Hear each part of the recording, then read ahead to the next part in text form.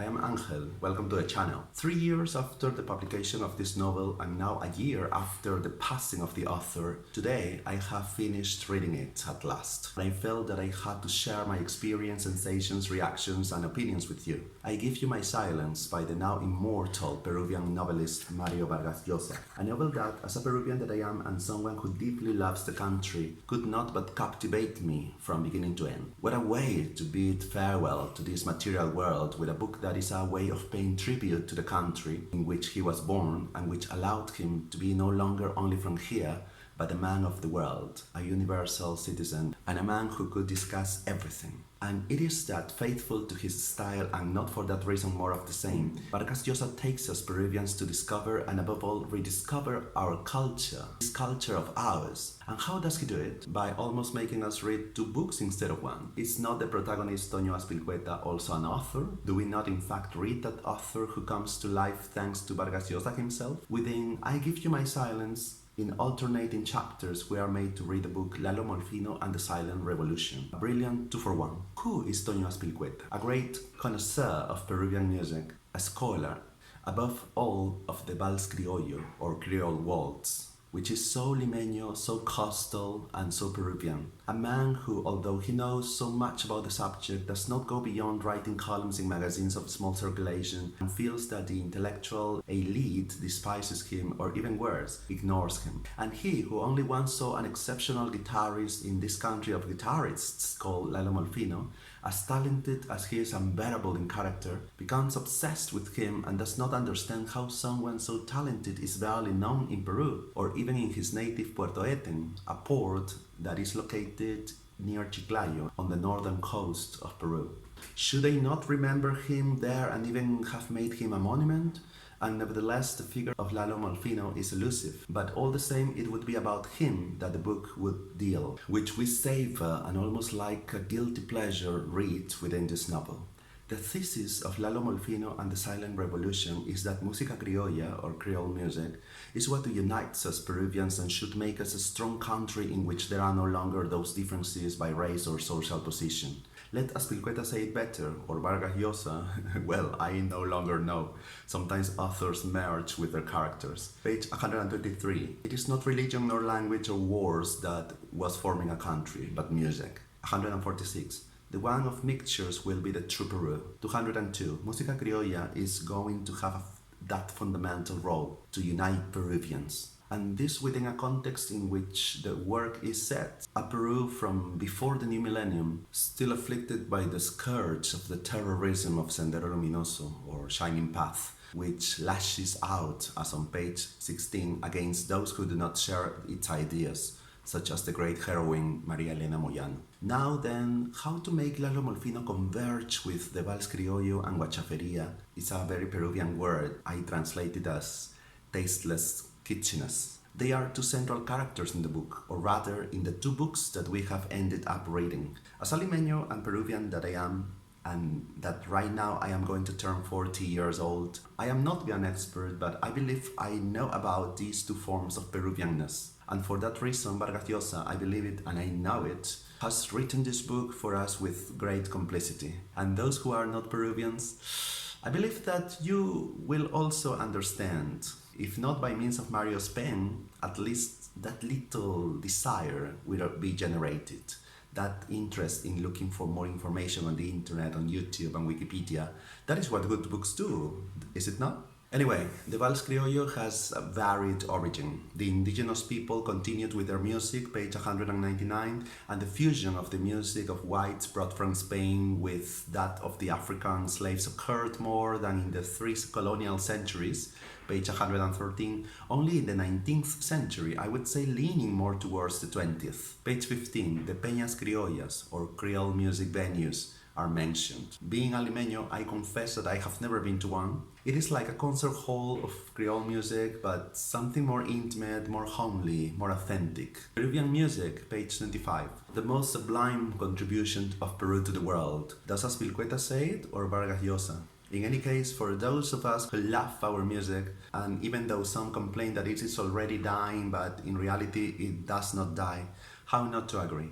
Throughout the 2 books, there are Creole figures such as Abelardo Gamarra, page 37, Rosa Mercedes Ayarza, page 38, Eduardo Montes and Cesar Augusto Manrique, the first ones who recorded Creole music in the United States, Lucha Reyes, Felipe Pinglo Alba, Jesus Vázquez, Chabuca Granda, Federico Barreto, Oscar Avilés, and even the cajon or box drum, page 125, which I believe that among Peruvians we wouldn't say Peruvian cajon, it's just cajon, something obvious, I guess. As a Limeño and Peruvian, those references arrive in my mind more or less full of lights and melodies. Foreign companions, I invite you to know more about this rich cultural heritage of ours. And not only foreigners, but the youngsters from here. Since sometimes I ask young people, I ask teenagers, and it is very little or even nothing that is known. Perhaps the most controversial point is about whether Chabuca Granda, probably the most famous international singer, painted more than the reality of colonial Lima, page 136, a fantasy, which made me remember the colonial Arcadia that so annoyed author Sebastián Salazar Bondi in the also controversial book Lima the Horrible from the 1960s. Separate mentions deserves from page 35 Cecilia Barraza, a famous and respected Peruvian singer, muse of Azpilcueta and central character of this work, much more than Matilde, the wife, who detested her more than all the other singers, page 48. With her beauty, talent and personality, how not to fall in love with Miss Barraza? Molfino also was, although when he saw her for the last time he told her, "I give you my silence," page 50. 16 years ago, I saw this great criolla singer. It was night and she was on Petitoires Avenue in the wealthy district of San Isidro, here in Lima, with a large bouquet of white flowers and a big smile. I almost greeted her, but I preferred only to pass by and admire her. Very well deserved the honor of being muse in this the last novel of Vargas, our Peruvian Nobel Prize. Page 65. Huachaferia and the Vals Criollo, two inseparable phenomena, were the great Peruvian contributions to universal culture. Which leads us to another central and transversal point, Huachaferia, which is not tackiness, page 69.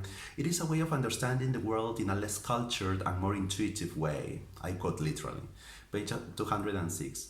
It is a vision of the world as well as an aesthetic. Are all Peruvians huachafos, tasteless, kitsch people? Cecilia says no, and that she is not either. Huachafo is Inti Raymi and the procession of the Lord of Miracles, page 209. Huachafos are our writers with the exception of Julio Ramón Ribeiro, page 210. And a very long list of Peruvian and universal huachaferias is made, 211. I understand huachafo as something poorly achieved, not a conscious desire to appear what one is not, but simply to act in that naive way. Such as my electric blue shirt, maybe my hairstyle in huachafo, the very way of quoting something mentioning the page. It is like what is out, not in. What does not go, what does not fit. The colorful that breaks with the hegemony. Mario Vargas Llosa, a famous Hispanist, seems to put on his own harvests in the world of Azpilcueta or in those of the narrator. I have almost become dizzy. And the same thing happens to me with him as with Jaime Bailey, another Peruvian writer. I do not know how to distinguish, or perhaps I don't want to distinguish between author, narrator, and character. Sometimes I think that what is written in the novel is what the author thinks like that, without being filtered. In any case, from page 11, the term colony is used without fear in the midst of the resentment of certain quite strong groups on social media that want to proscribe the term to refer to the 3 centuries of colonial rule, of Spanish rule. The same goes for page 21 and many others, such as page 29. They say colonial neighborhood, for example. There is a coming and going of Hispanisms, Spanish influence views, and indigenisms, indigenous focus views. For example, page 70, from the ferocity of the discoveries and Spanish conquest, there had arisen the Peru of the future, linking in violence, of course, the Spanish and the Indians so that Peruvians would be born. Page 197, about the nations that became insubordinate to the Incas and allied themselves with the new invaders. Page 198, 3 centuries in which Peruvian society was fiercely divided, the Holy Inquisition reminding Peruvians that they could be struck down by the flames. It seems that both currents or strands are huachafos. Page 208, indigenismo or indigenism. Why? Because of exploiting sentimentally, literally, politically, and historically a pre-Hispanic and romantic Peru. and Hispanismo or Hispanism for being the same but removing the prefix pre in pre-Hispanic. Page 229. The Native Americans killed each other in wars, an orgy of blood, and Spanish felt like an integrating Jew, and the Americans stopped killing each other and lived together more or less peacefully. And of course, it is in the 19th century already in the republics where there are military uprisings and dictatorships.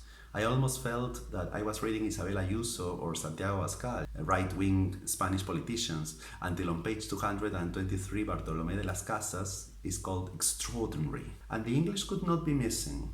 The English, always the English. And it says thus: if the English had conquered the Americas, they would have depopulated it after gigantic massacres, as they did in the United States. Although between 224 and 225 there is some balance in this ideology between construction of churches and universities, but also the sinister Inquisition and the horrible and exploitative race of the encomenderos, or Spanish landowners.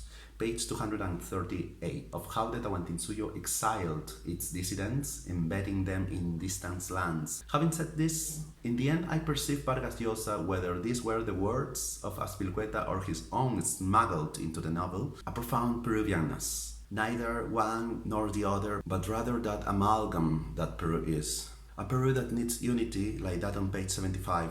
Tony Lagarde, fair-skinned man from Miraflores, in love with Lala, a thin black girl, page 76. And they continue together in spite of everything. Don't they represent that united Peru? Still, already by using those adjectives or nouns, racial ones, I say to myself, Varguitas will do it again. And yeah, race surfaces here and there, and already in several works I noticed those descriptions and negative attitudes toward the indigenous population especially. For example, in those quotes, comments are unnecessary.